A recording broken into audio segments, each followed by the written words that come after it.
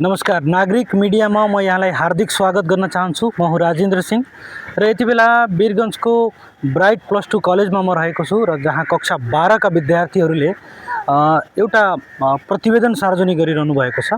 उहाँहरूले असार 22 गते वीरगञ्जको आदर्श नगर एरियामा चियाको बारेमा केही सर्वेक्षण गर्नुभएको छ, केही खोज गर्नुभएको छ र यो खोजमा कक्षा 12 मा अध्ययनरत विद्यार्थीहरूको एउटा टिम बनेको छ। त्यो टिमले के काम गर्यो, त्यो चुनौती के महसुस गर्नुभयो, त्यसको बारेमा हामी कुराकानी गर्न जाँदैछौँ। सुरुवातमा यी विद्यार्थीहरू जो अहिले मसँग यो पेम्पलेटहरू लिएर प्रेजेन्टेसनका सामग्री लिएर यहाँ उपस्थित हुनुहुन्छ, उहाँको परिचय लिन्छु। एकपटक आफ्नो परिचय दिनुहोस् न। नमस्कार, मेरो नाम चाहिँ धीरज शर्मा हो।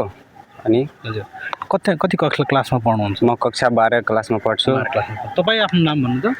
नमस्कार, मेरो नाम नेहा कुमारी शाह हो। म अशोक बाटिका वीरगञ्जमा बस्छु। म ब्राइट +2 कलेजमा कक्षा 12 मा अध्ययनरत विद्यार्थी हुँ। 12 कक्षामा। भाइको नाम भन्नु। मेरो नाम सनी शाह कानु, विश्रामपुर गाउँपालिका वार्ड नम्बर 5 इटिआई 12 कक्षा 12 मा अध्ययनरत ब्राइट पब्लिक कलेजमा अध्ययनरत एक विद्यार्थी हुँ। मसँग अरू विद्यार्थीहरू पनि हुन्छ। तपाईँ आफ्नो नाम भन्नु। मेरो नाम सरोज कुमार पटेल। म कालिकामाई गाउँपालिका वार्ड नम्बर 3 मा म बस्छु। म यही ब्राइट कलेजमा 12 कक्षामा अध्ययन गर्ने विद्यार्थी हुँ। तपाईँ आफ्नो नाम भन्नु होला। नमस्कार, मेरो नाम चाहिँ कृष्ण कुमारी हो। म कक्षा 12 मा पढ्छु ब्राइट +2 कलेजमा। मेरो घर चाहिँ बजार सेपकै वार्ड नम्बर 1 मा पर्दछ। बहिनीको परिचय। मेरो नाम नीतू कुमारी यादव हो। मेरो घर चाहिँ उदयपुर गुल्मी हो, वार्ड नम्बर 27। म चाहिँ अहिले ब्राइट +2 कलेजमा अध्ययन गर्दछु। अच्छा, यो उहाँहरूले एउटा तस्बिर हेर्दैछु मैले यहाँ चिया र उहाँहरूले जुन गएर हिजो सर्वेक्षण गर्नुभयो असारको 22 गते र उहाँहरूले फोटोग्राफ्सहरू तस्बिरहरू उहाँहरूले खिच्नु भएको छ कक्षा 12 का विद्यार्थीहरू। यो भन्नुहोस् कि तपाईँहरूले यो जुन गर्नुभयो नि यो सर्वेक्षण, यसमा के भेट्यो, कहाँ जानुभयो, कसरी कति चुनौती भेट्यो? हामीहरू सबैजनाको भेट चाहिँ हुन गाह्रो भयो र छुट्टी पश्चात घर पनि जानु थियो। त्यस कारण हामीहरू बेलुका घरमा पुग्यो। गार्जियनहरू पनि अभिभावकहरू पनि सोध्नुभयो कि किन यति ढिलो भयो भनेर। र त्यहाँ जाँदा हामीहरू बाटो थाहा थिएन। त्यस कारणले गर्दा हामीहरूको साथी एउटा चाहिँ केटा थियो। त्यसले केटा हुनाले खोज तलास गरेर हामीहरू त्यहाँ पुर्याइदियो। अनि को भेट्नुभयो त्यहाँ जाँदाखेरि? के भन्नु? म्यानेजर हुनुहुन्थ्यो। उहाँ चाहिँ हामीहरूको धेरै राम्रो स्वागत गर्नुभयो। अतिथि देवो भव जस्तै नै स्वागत गर्नुभयो। धेरै सम्मान पनि गर्नुभयो र हामीहरूको लागि निःशुल्कमा नै चिया खुवाउनु भयो। धन्यवाद। म बहिनीसँग सोध्छु। बहिनी, यो जानुभएको थियो सर्वेक्षण गर्नलाई? हजुर। के भेट्नुभयो? सबभन्दा पहिला त हामी वहाँ जाँदाखेरि मैले नै सोधेँ, दाई हजुरसँग म केही प्रश्नहरू, हामीलाई एउटा टिचर हुनुहुन्छ, पत्रकार हुनुहुन्छ, उहाँले हामीलाई एउटा परियोजना कार्य दिनुभएको छ। यो चिया यति फेमस किन छ भनेर सोद्धाखेरि यसमा के विशेषताहरू छ, हामी त्यो सर्वेक्षण गर्न आएको छौँ, के तपाईँसँग हामी केही क्वेसनहरू सोध्न सक्छौँ? त उहाँले हामीले मन्जुरी दिनुभयो। हो त हामी भने त एउटा निश्चित ठाउँमा उहाँ हामीले लग्नुभयो। त्यसपछि हामी सबैजना बसेर एउटा हामी लिस्ट बनाएको थियो। कतिजना हुनुहुन्थ्यो टिममा? कतिजना जानुभएको थियो? 6 जना।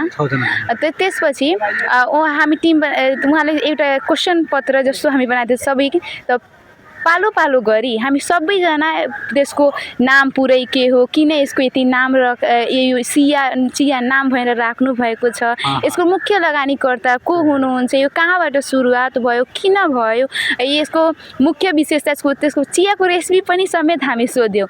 उहाँको मन्थली आम्दानी पनि हामी सोध्यौँ। कति थियो मन्थली आम्दानी भन्नुहोस्? अहिले गर्मीको मौसमको कारणले उहाँ भन्नुभयो जहिले त त्यति गर्मीमा मान्छेहरू रुचाउँदैन चिया, तर पनि पर डे उहाँहरू 18 देखि 20,000 रुपियाँ कमाउनुहुन्छ। अनि ग्राहक एक दिनमा उहाँको 600 देखि 700 जना आउनुहुन्छ।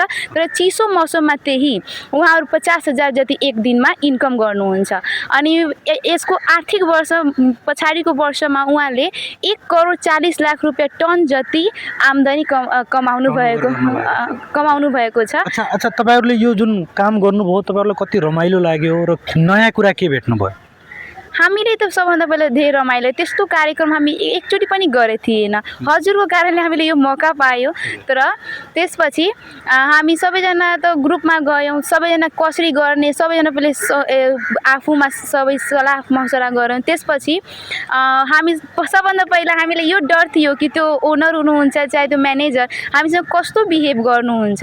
तर त्यहाँ जाँदाखेरि धेरै राम्रो महसुस भयो, सहयोग गर्नुभयो। हाम्रो मतलब कोही गर्न आएछौँ त्यसै बुझ्नुभयो। हामी सबै प्रश्नको उत्तर एकदम प्रभावकारी ढङ्गले विस्तारित रूपले उहाँ प्रस्तुत गर्नुभयो, बताउनु भयो, हामीले सम्झाउनु भयो।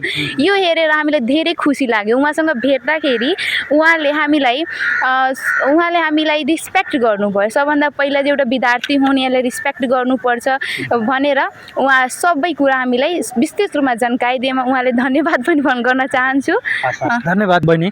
जस्तो जुन यो टिममा उहाँहरूले काम गरिरहनु भएको छ, चियाको बारेमा पत्ता लगाउनु भएको छ।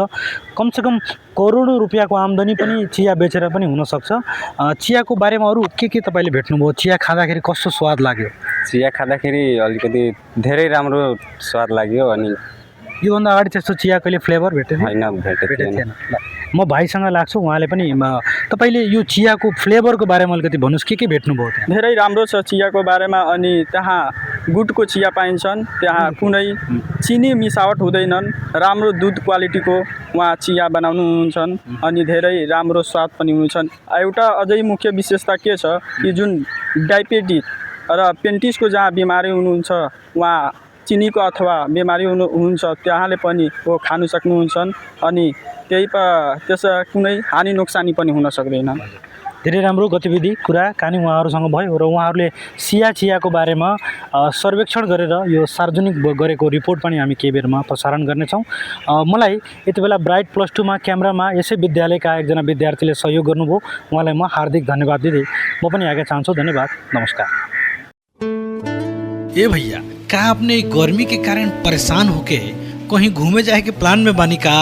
यदि हाँ तो याद रखें, पूरा परिवार के साथ में पूरा चिल होके वाला जगह पोखरा चल जहाँ बाबा के ढाबा सुप्रसिद्ध बा।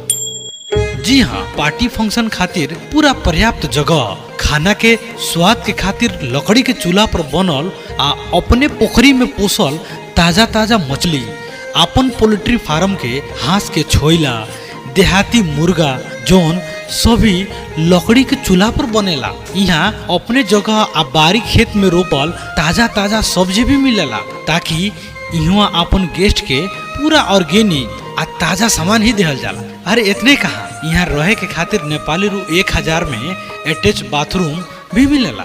तो इतना काहे सोचतानी? इतना गर्मी से परेशान बानी तो पूरा चिल होके खातिर पोखरा में बाबा के ढाबा में जाई, अपन पूरा परिवार के साथ में मनोरंजन करी। जी हाँ, घूमे फिरे आ मनोरंजन के खातिर चली पोखरा, वहाँ बा बाबा के ढाबा। अधिक जानकारी के खातिर बाबा को ढाबा, माछा पोखरी, वार्ड नंबर 18, लेक साइड, पोखरा, कास्की, नेपाल। अधिक जानकारी के खातिर मोबाइल नंबर 98 560 25 521 आ 98 560 26 051।